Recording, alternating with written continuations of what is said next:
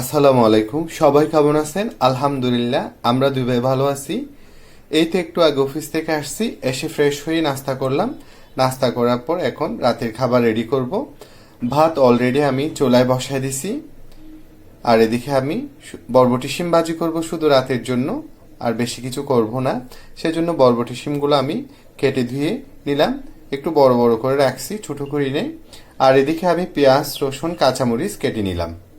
তো দেখতে থাকুন, আমি বাকি কাজগুলো করে নিই। বরবটি শিমগুলো আমি একটু হলুদ, একটু লবণ, একটু ধনিয়ার গুঁড়া দিয়ে কিছুক্ষণ মেখে রাখছি। এবার তেলে দিয়ে দিব।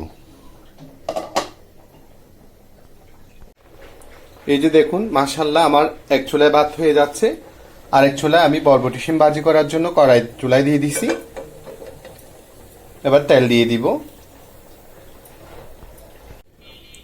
কড়াইতে আমি তেল দিয়ে দিছি, তেল গরম হয়ে আসছে। এবার কেটে রাখা পেঁয়াজ, রসুন, কাঁচামরিচ দিয়ে দিচ্ছি। বিসমিল্লাহ।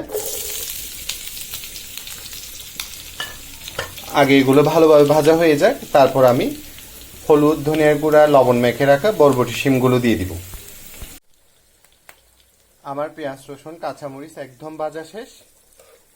এবার আমি বরবটি শিমগুলো দিয়ে দিব। এই যে বরবটি শিমগুলো দিয়ে দিচ্ছি। বিসমিল্লাহ। কোনো রকম পানি দেওয়া হবে না, এই তেলে ভাজিয়ে নেওয়া হবে। আগে এক পাশ হয়ে যাক, তারপর অপর পাশ আমি উল্টিয়ে দিব।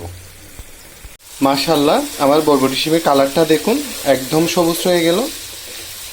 এবার ধনিয়া পাতা দিব, তারপর আর 5 মিনিট হয়ে যাওয়ার পর নামিয়ে নিব।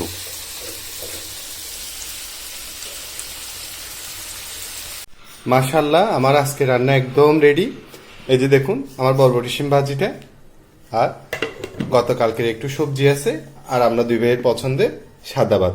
তো আজকের মতো এতটুকু। সবাই সবার জন্য দোয়া করবেন। আসসালামু আলাইকুম।